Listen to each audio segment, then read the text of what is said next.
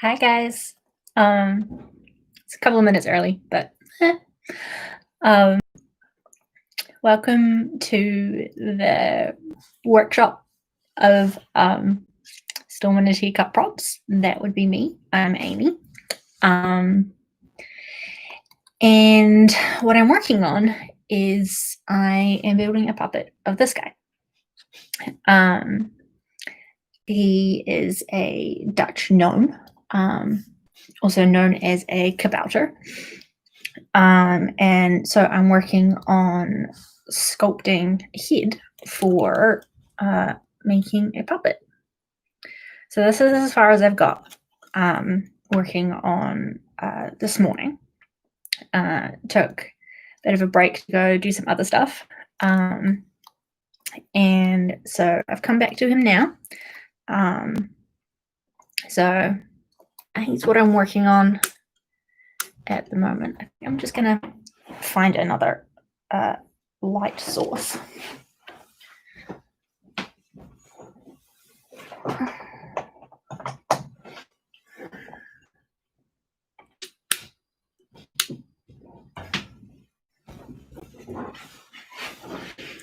There we go. Hey, Joanne.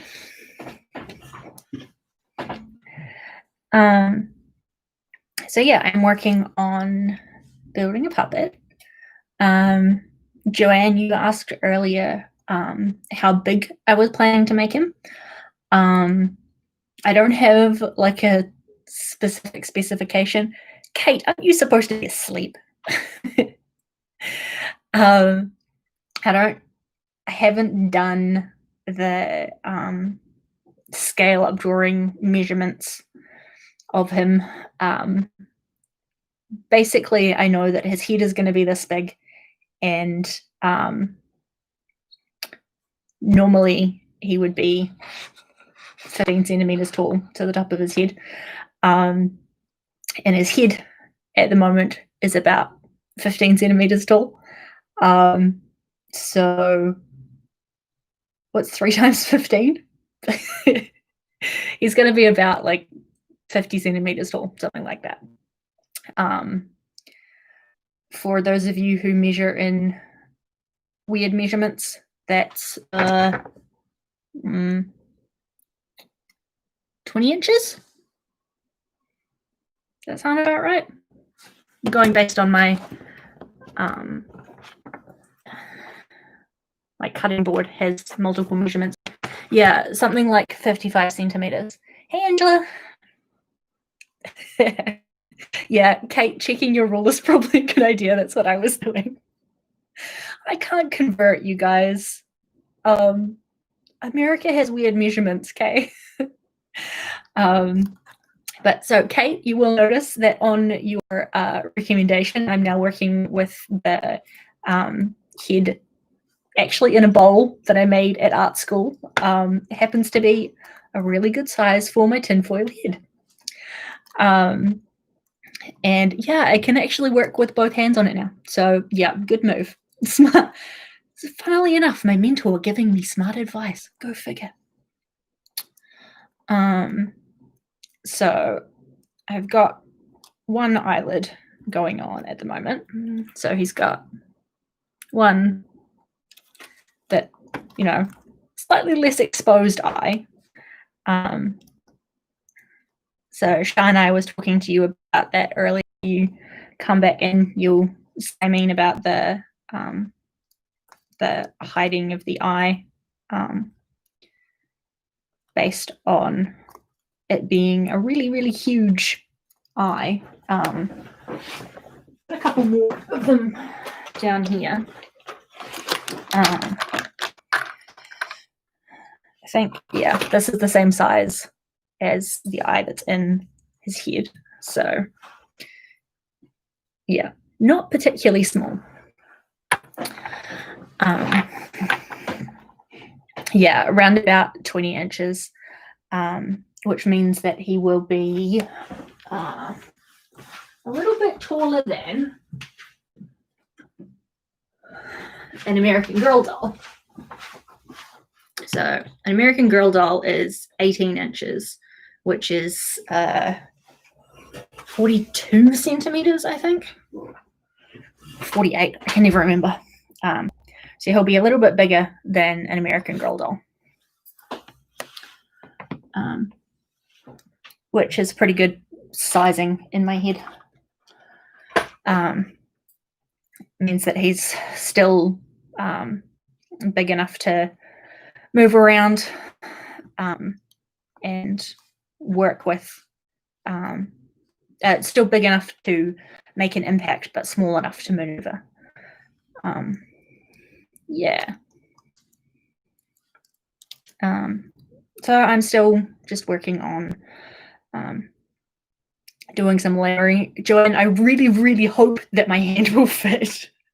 I actually yesterday did this stupid looking tinfoil thing, which I did around this tinfoil skull, based on that. Yes, my hand will fit inside and still be able to manipulate things.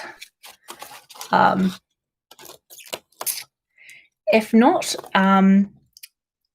well, that's part of the learning process, and I'll have to do something about that.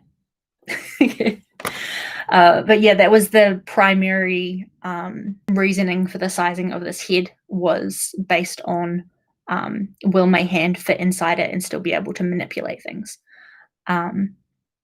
So it wasn't a case of I'm just going to scale up the gnome and make it 3 times the size or whatever. It was a case of how big do I need to make him in order for my hand to be able to manipulate inside his head. Because then, as you know, there's no way that my hand would fit inside an American doll head. But because a gnome has very different proportions to American Girl doll, that's going to be workable. Yeah. Yeah, Kate, there are other mechanic options, which if I hit those speed bumps, I will definitely be hitting you up for directions to take with that. Yeah. I don't know. It's currently 3 o'clock in the afternoon in New Zealand. It's actually a really nice day. It's gotten a lot warmer and sunnier, which is great.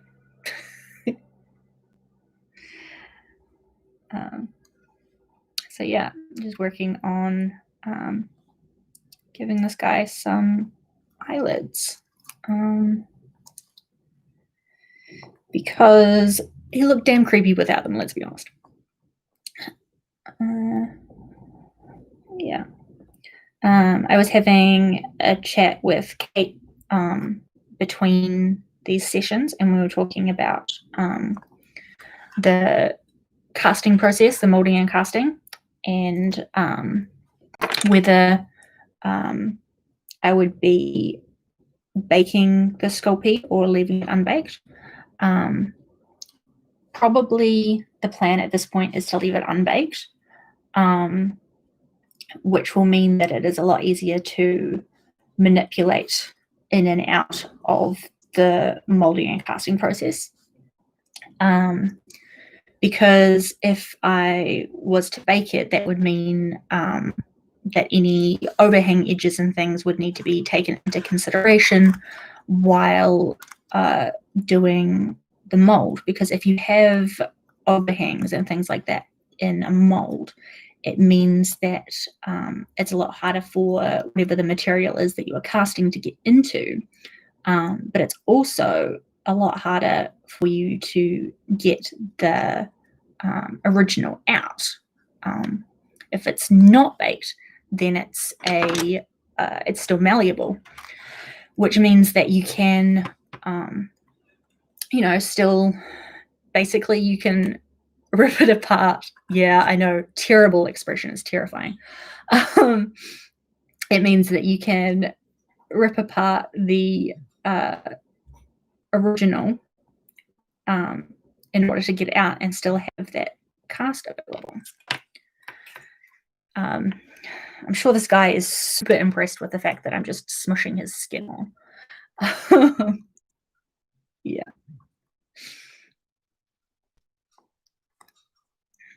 The guy in the background is just, laughing because he knows what the next steps are. um, yeah.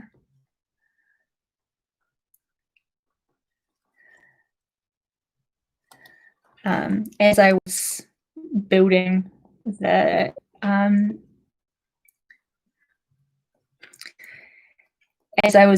tinfoil skull, I was putting it all together in the workshop at school, and there was a small child puppet thing that had been spray painted silver at some point in the past, hanging out in the workshop kind of behind where I was working. And as I was smushing this tinfoil ball together, I kind of felt like I was being stared at by this tiny creature in behind me that was judging me based on like I was smushing its brethren or something. It was kind of creepy.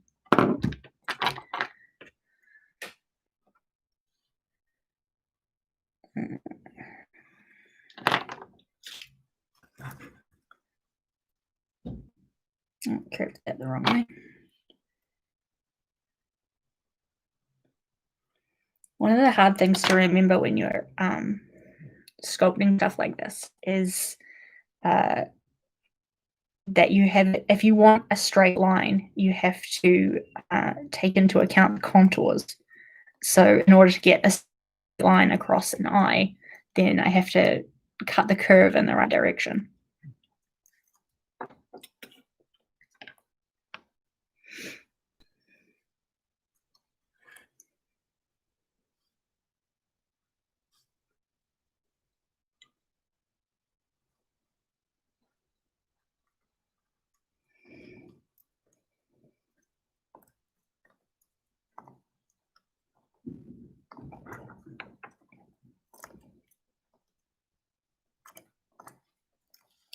Right now he's just kind of judging.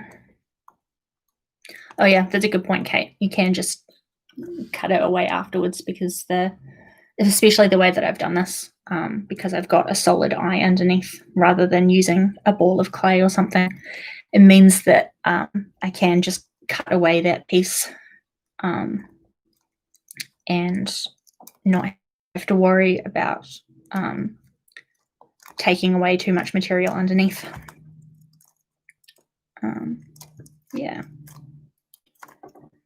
So he's slowly getting a bit more of a face and an expression, and judging me at the moment is what he's doing, because he's unpressed I'm smushing his skull.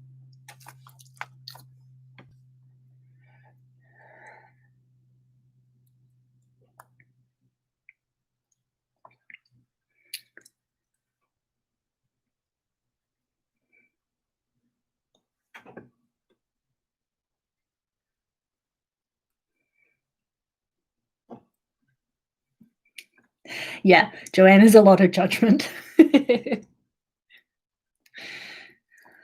Probably about as judgy as the kittens who don't want to be given their medicine, I would guess.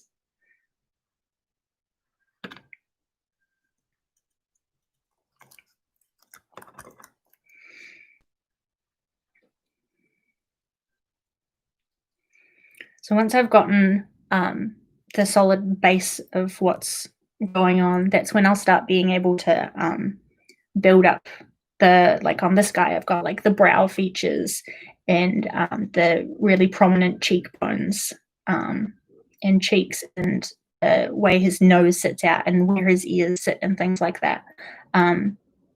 That'll be the next step, because that's what gives him such character. And that's what gives the creature life, is the creature actually having a character. The fact that things like Baby Yoda and the Mandalorian doesn't really talk, but you know what he's thinking, you know, reaching for something or missing somebody when they leave. That's the kind of thing that that the expressions and things will get across, as opposed to just dialogue. My hope is that this guy, when I'm done with him, he will kind of be like, if he's talking Dutch, because he's a Dutch gnome, his character and his body language will be able to get across what he's thinking and feeling, and how he's reacting to the environment around him and things, without him having to explicitly say that. That would be the ideal, would be that he is able to get that across without having to use so many words.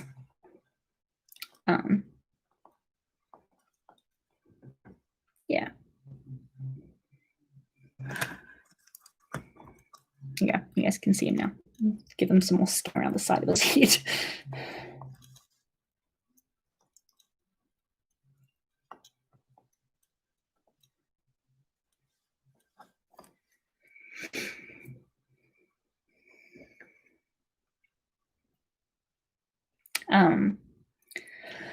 But yeah, same as earlier. If you guys have any questions or anything, feel free to let me know. I'll keep checking in on the chat. I can see you guys on the screen. And yeah.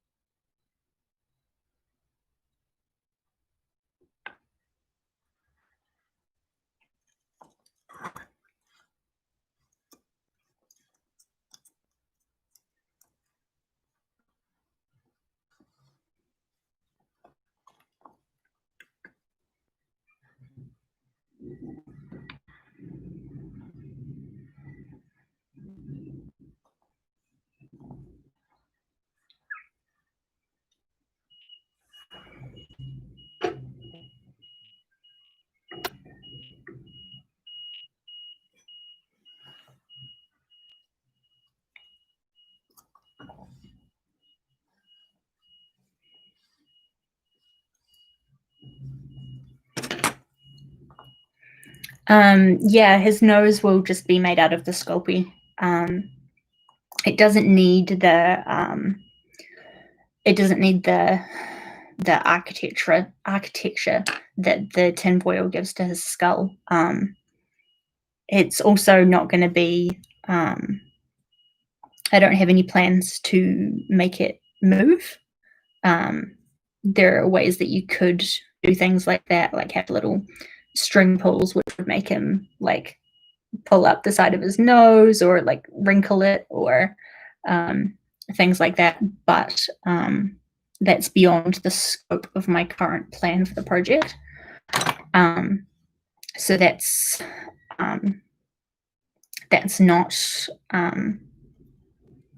not really needed. So yeah, it'll just be made out of Sculpey. Same as his ears. He's not a Yoda type creature, so he doesn't need to be able to move his ears. So that will be I'll build it up.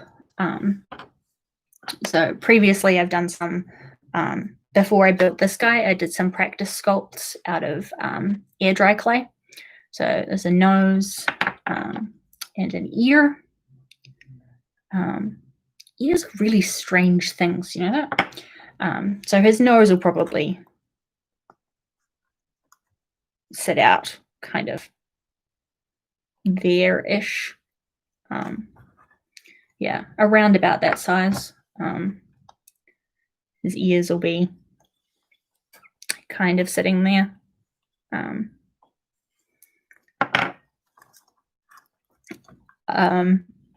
Yeah, ears are very, very strange things.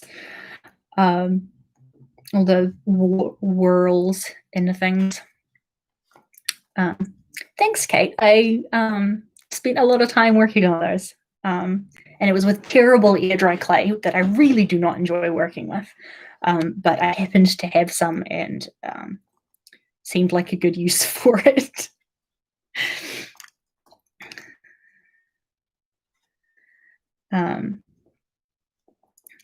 Yeah, I really like working with Sculpey. It doesn't, I don't know, it doesn't set off my like heebie-jeebie feelings like clay does. It doesn't, because I think because it doesn't stick to my hands and it isn't damp, and you're not having to constantly like re-wet it like you do with normal clay or air dry clay to keep it workable. Sculpey doesn't have the really oily feeling left on your hands that plasticine does either. It's a lot more stable than plasticine. I mean, the bonus with plasticine is that it's completely remalleable. So you can just reuse it. Sculpey, you can reuse it if you haven't baked it. So like this guy, as I mentioned before, won't be baked because he's got enough stability underneath him with the tinfoil skull. But some of the Sculpey may become unusable after having gone through the molding process, which is fine. I don't mind that. I bought it specifically for this project, so that's not a worry. But it could be if I was low in materials or something like that, in which case I would probably struggle through using plasticine, which, yeah, like I mentioned, I don't enjoy working with as much. Yeah.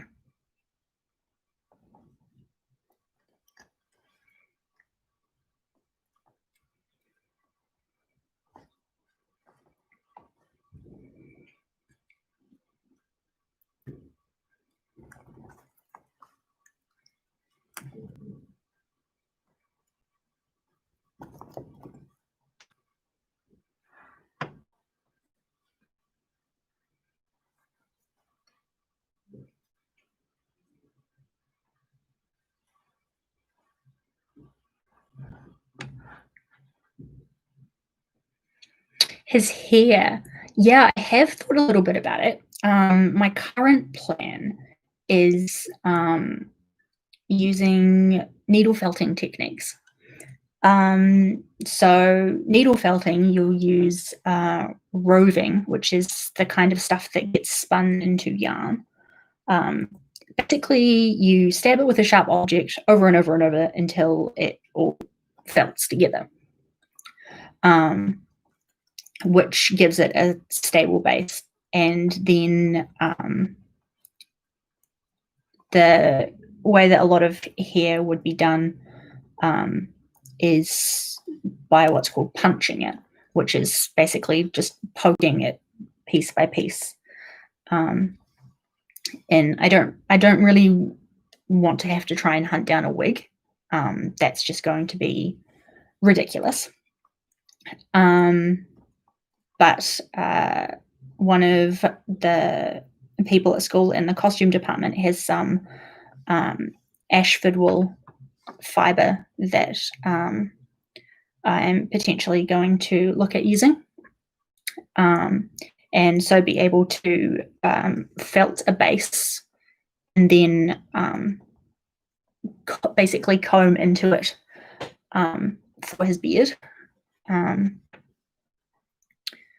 Yeah, Kate, the problem with doll wigs is I live in New Zealand. There's not the massive ability to like there's a small crafting community in a small country in a small corner of the world, which means that if there is some, it's probably not exactly what I'm looking for, or it's not readily accessible. And especially with the current COVID restrictions, even though we're down to level 1, there's still not as many planes coming into the country, which means that postal is still a lot slower. Yeah. Dana, for the beard, yes, I would probably do a similar technique, just for being able to bulk it out. I think that's probably a good idea.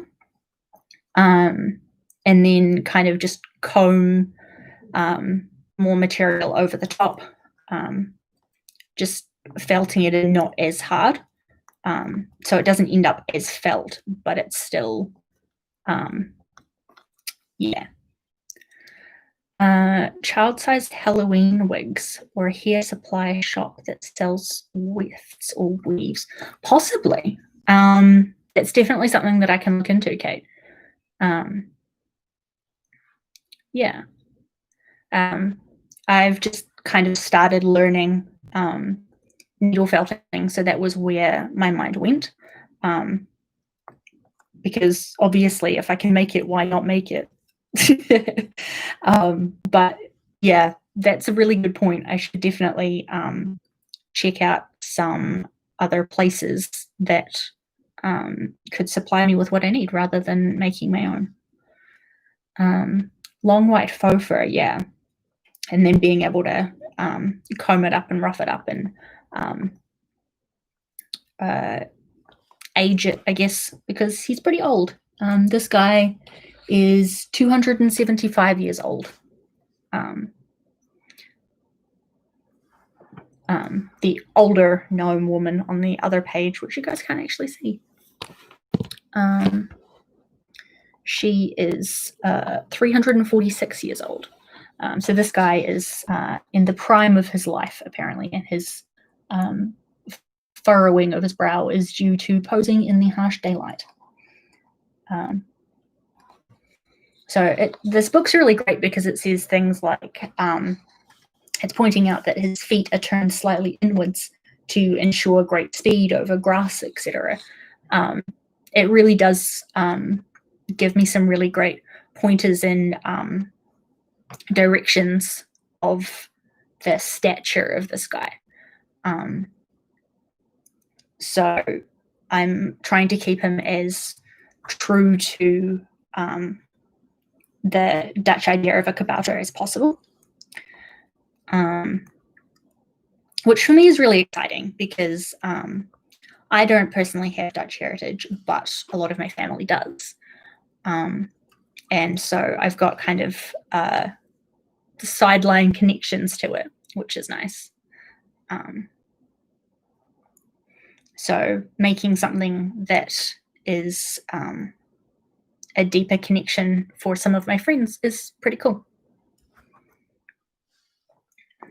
For instance, my husband's Oma apparently had the Dutch version of this book in her house when my mother-in-law was growing up. Not entirely sure what happened to the Dutch copy of it, but my mother-in-law is going to see if she can track it down, which would be really cool.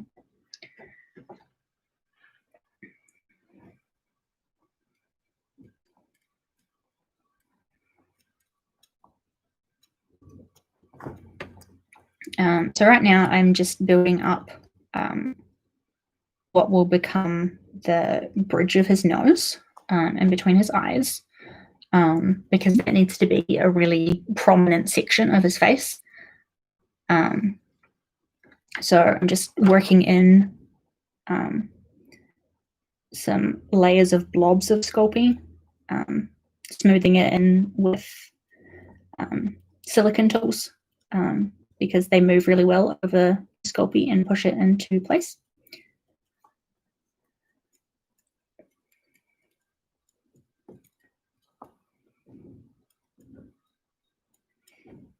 As well as building up the bridge, I'm also working on the midpoints inside his eyes, because they've got a bit of a square look going on at the moment.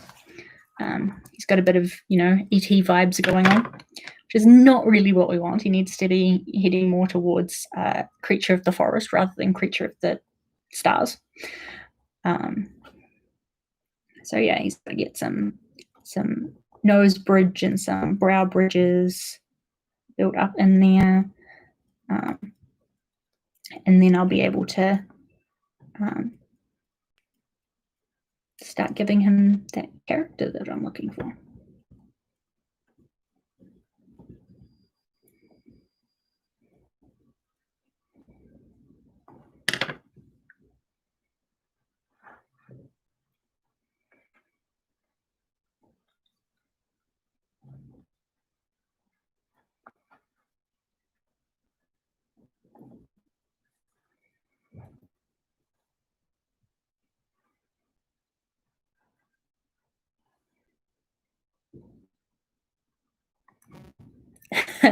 Yeah, Dana, I do know what to do if I want to make an alien next.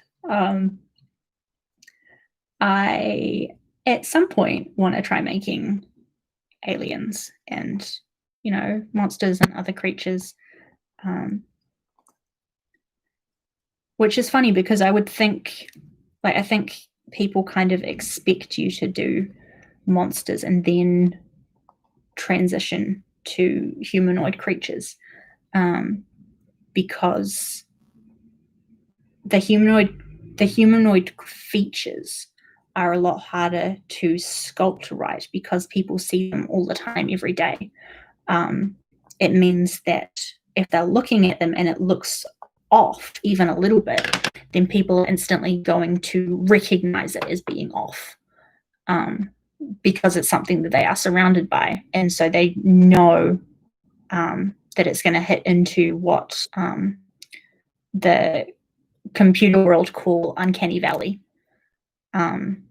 which is where the alien vibe, Joanne, uncanny valley, where the android and robots and things, they don't have that lifelike quality, which means that you just feel uneasy about it.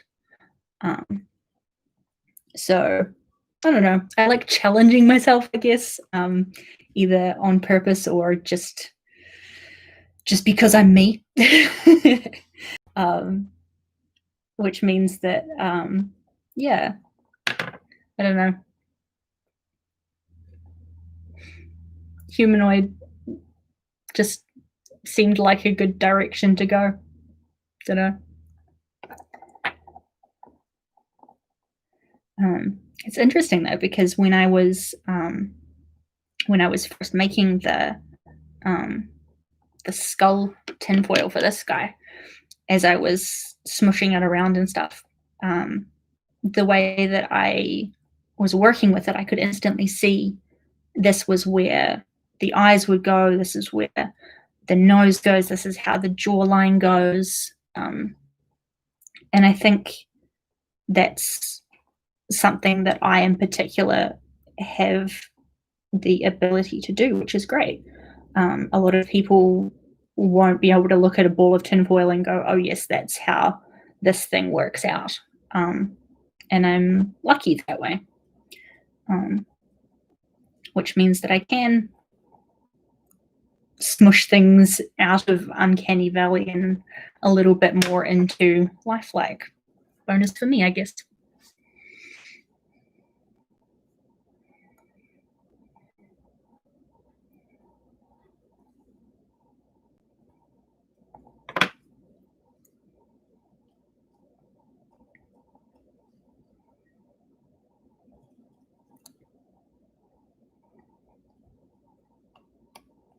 I mean, it does have the drawback that I can look at something and I will think that what I'm working on looks a lot closer to an understandable product than somebody else might, because they're not seeing the creature or whatever in the same way that I am.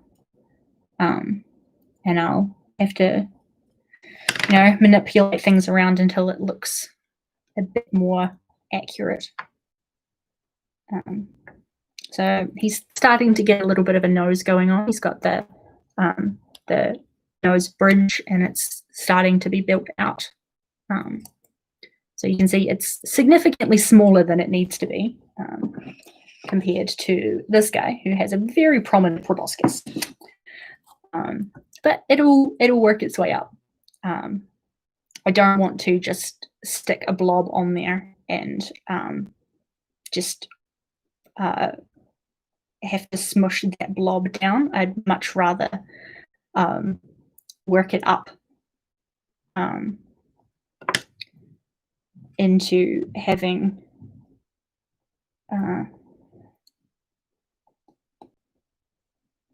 I'm better at additive sculpting rather than detractive sculpting, which means that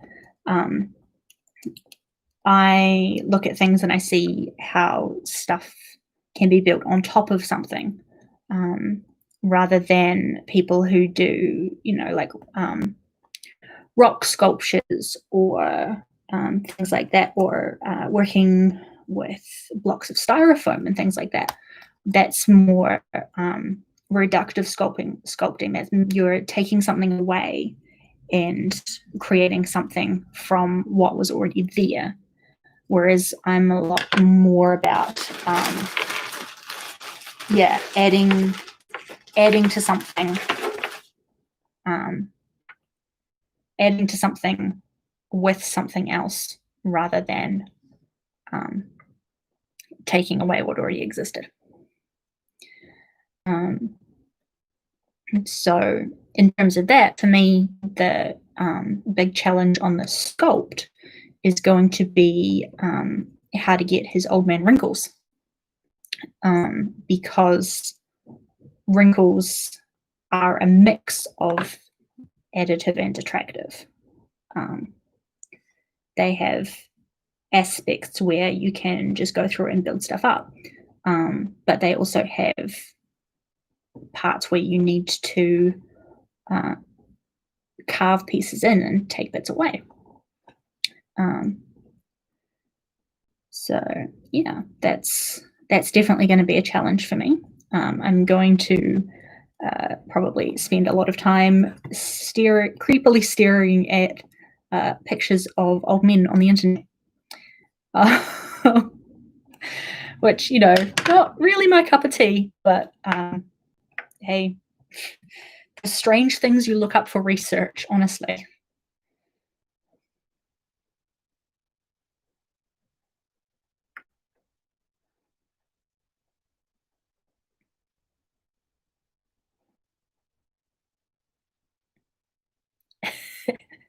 Yes, Dale, I know it's called research.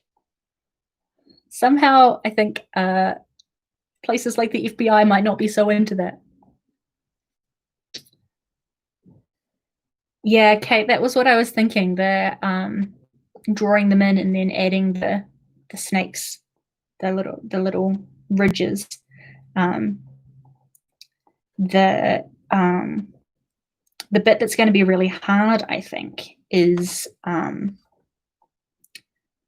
trying to make them look natural, because humans are not very good at randomization. Humans are a lot better at patterns and pattern recognizing, which means that trying to make something look random is a lot harder than you think.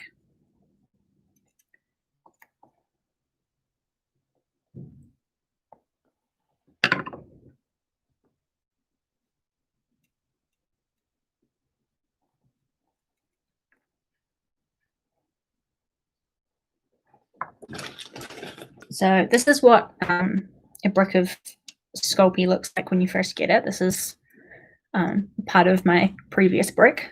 So it comes in these kind of rows, which you can break apart and then mold down, and yeah. Yeah, that's right, Dana. There is a lot of pattern to them, which is why I want to do that kind of research. And you go, look, slowly getting a bit of a nose going on there. Yeah, I need to, I don't know, stare at a mirror and scrunch my face up a lot. I'm 30 now, so maybe I've actually got some wrinkles going on.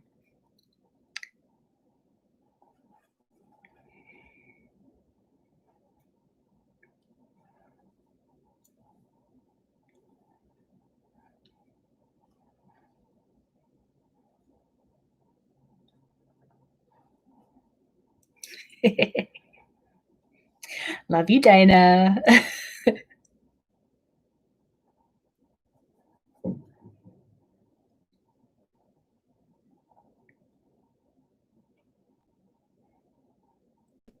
Yeah, Kate, you've just got a lot more in industry experience than I do, because I've come to the profession a lot later. I wish that I had figured out that this was what I wanted to do a long time ago.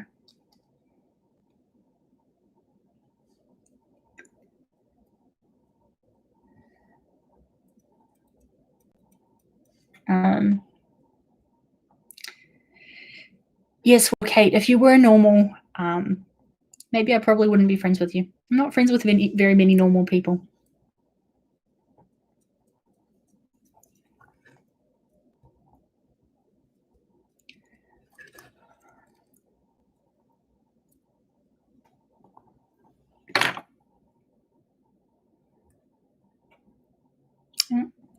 And the perils of working from home, I've just had to remove a cat hair from my piece of Sculpey.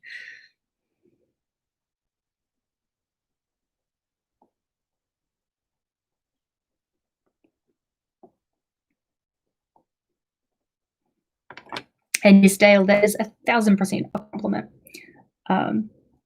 I thoroughly enjoy the not normal people I hang out with.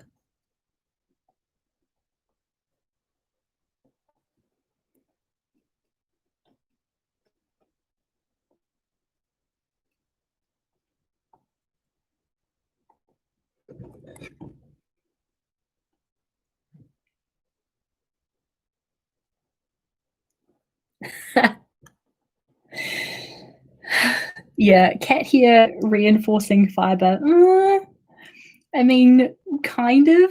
I'm a little surprised that she hasn't tried to video bomb me today.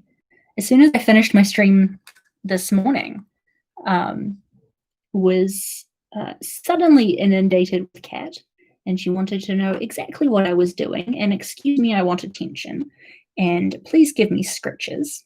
Why are you playing with this smushy pink thing on the table? But this afternoon she has suspiciously disappeared.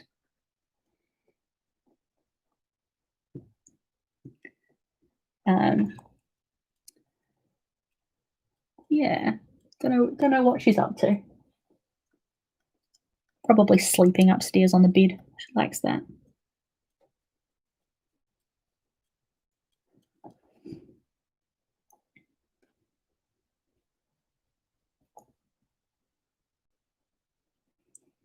Sometimes when I'm smushing the face around like this and you know, pulling clay from one part to the other, it reminds me of scenes from Mrs. Doubtfire, when they're, you know, creating masks and things, transforming him into Mrs. Doubtfire.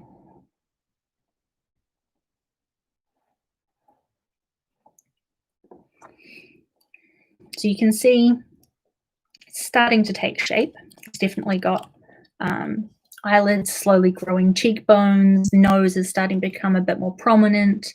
I'm probably going to build in some prominent eyebrows, just so that it's got that the brow ridge makes the eyes not look so sunken in. Artemis has just arrived in the living room, so I don't have to be worried what she's up to at all then. She's walked over to the window to survey her kingdom, which is basically just sitting on top of her cat tower and looking out the window wistfully. Yes, Dana, it's looking a lot less terrifying. It's looking a lot more like a creature rather than a robot thing that is attempting to take over the world, which is definitely a good thing. Heading out of robot and towards Uncanny Valley. So hopefully I can take it out of Uncanny Valley at some point. I mean, I managed to get this guy fairly out, so I'm hopeful. Doing these snake pieces to build the eyebrow ridges up, and it's actually just making me think of drag queens blocking out their brows and then drawing new ones on.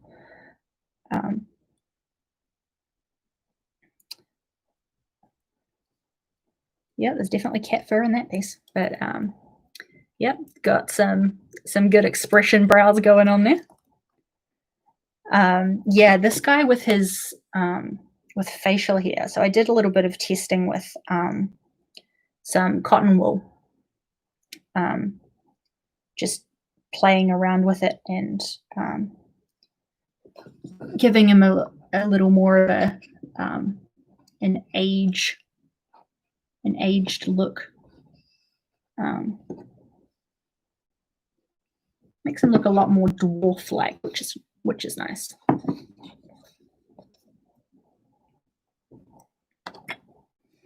So yeah, back to my silicone tools for smoothing edges on brows and things in.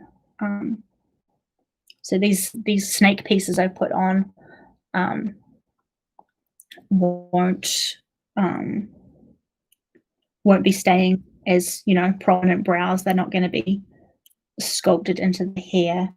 They're just there to help me bulk up that area, because the tinfoil was very much just the skull shape.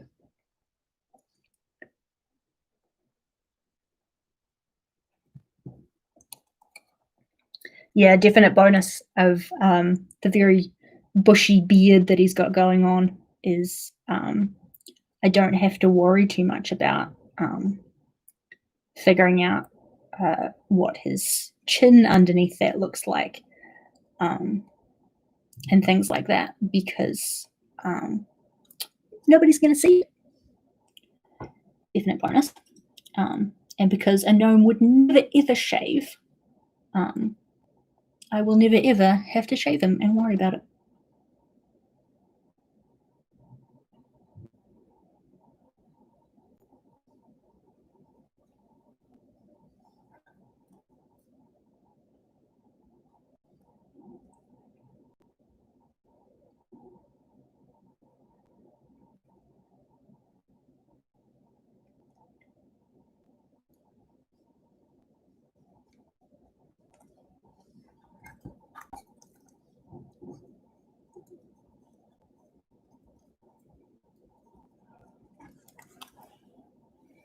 Like tiara slipping slightly. Tiara Tuesday, I'm going to keep that thing straight.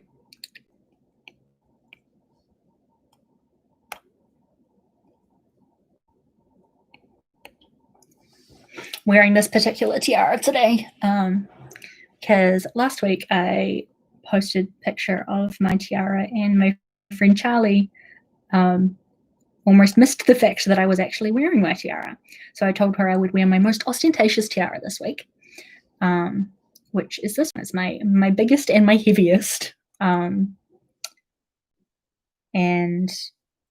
doesn't quite sit on my head as well as the others. I think I need to look at bending it a little smaller, or putting some comb pieces on it or something.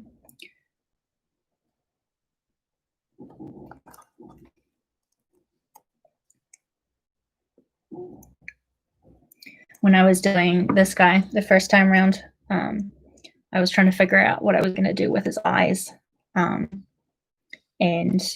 yeah, ended up using these little beads for the eyeballs that happened to just be the right scale to use. But I had already built a lot of his face up. So I got a scalpel and I cut his face open and gave him a bit of surgery, dug out some of the tinfoil, and yeah, worked in these beads to stop him having the sunken in eye look. And so learned from that process. And with this one, I put the eyes in first, pushed in the space to be able to have them in there, and then worked out over top of them.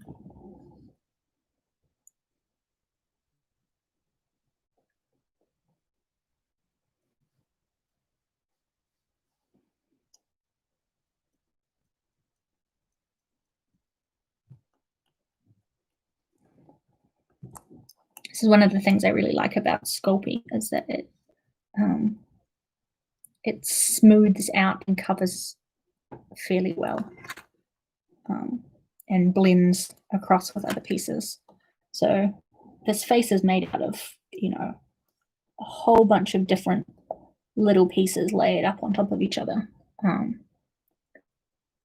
But because I'm blending in all the edges with the silicone blender, it's working out pretty well.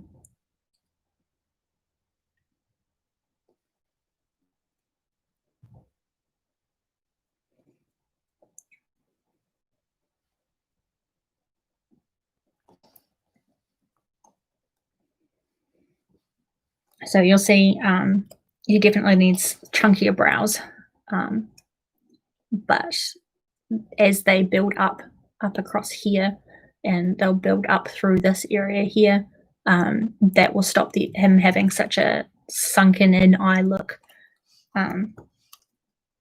which will stop him looking so bug-eyed. At the moment, he's kind of got the effect of like a premature baby, where their eyes seem like they're a bit too big for their faces. But I am confident in the size of the eyeballs that I chose, that are going to be the right kind of scale for the size of the head that I'm using. So I think it'll work out quite well.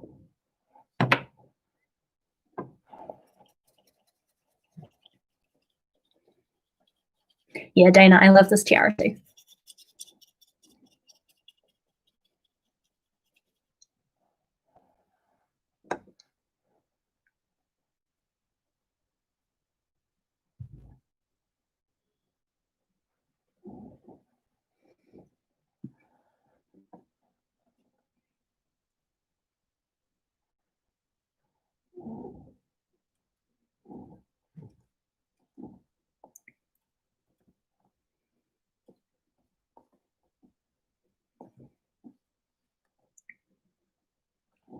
The other fun thing about doing a face sculpt is I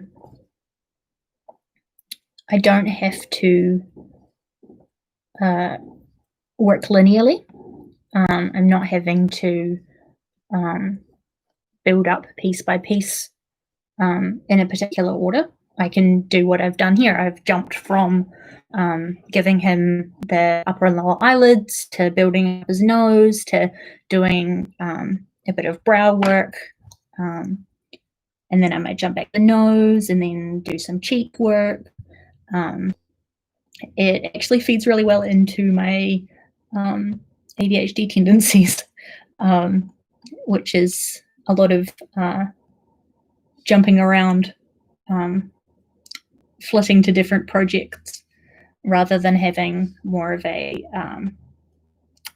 train of thought, more butterflies that like flit to different flowers, is how my friend Anna used to describe it, which was well before I was diagnosed. But it's a pretty good description.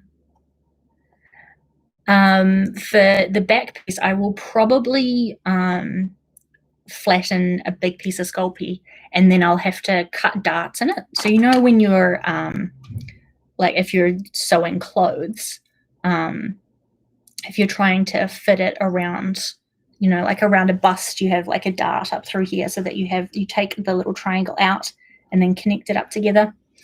I'll probably do something similar along those lines and then blend those edges together. For his face, I wanted to do the smaller pieces because it's more of the shapes, and building up those little kind of muscle groups, I guess. I'm not, you know, super sciencey trained or anything, but I do know that there's different sections to the face and different parts that would need to be built up. So I kind of look at it like that it's the little bits and pieces rather than, yeah, the back of a skull, which is just skin and hair covering, I guess. Yeah. So this piece I've just put in next to his eye because as I'd built up this brow ridge, I was realizing that his temple was too sunken. So I'm just building that piece up as well.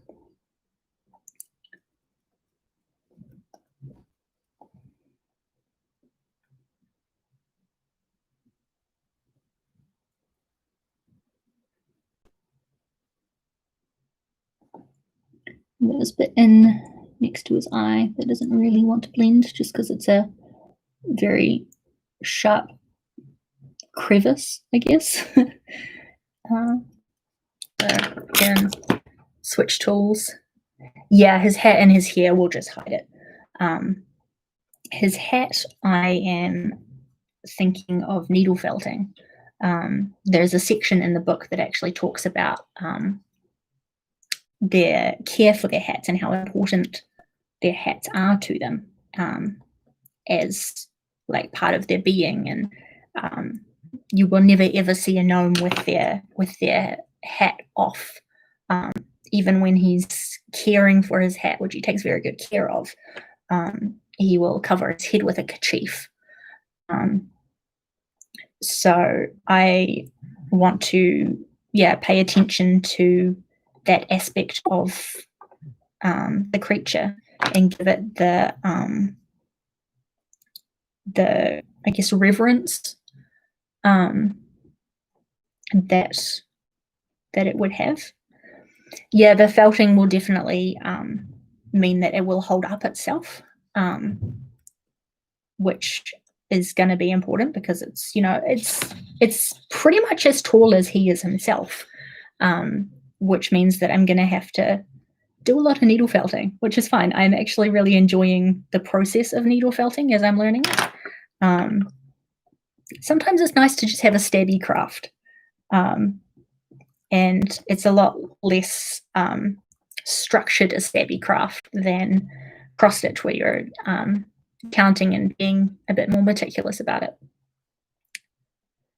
Yeah, you just kind of stab at something. Yeah, 55 centimeter tall hat. Probably not quite 55 centimeters, but definitely getting up there.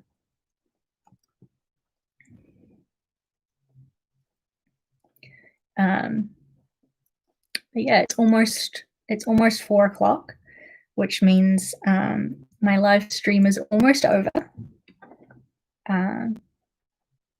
But yeah, thanks heaps, guys, for coming and hanging out with me this afternoon and learning a bit about this gnome guy.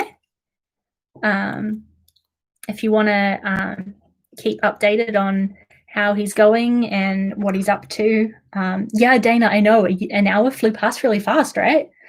If you want to keep an eye on how he's going, what I'm up to, I have a Facebook and an Instagram that I will link you guys to.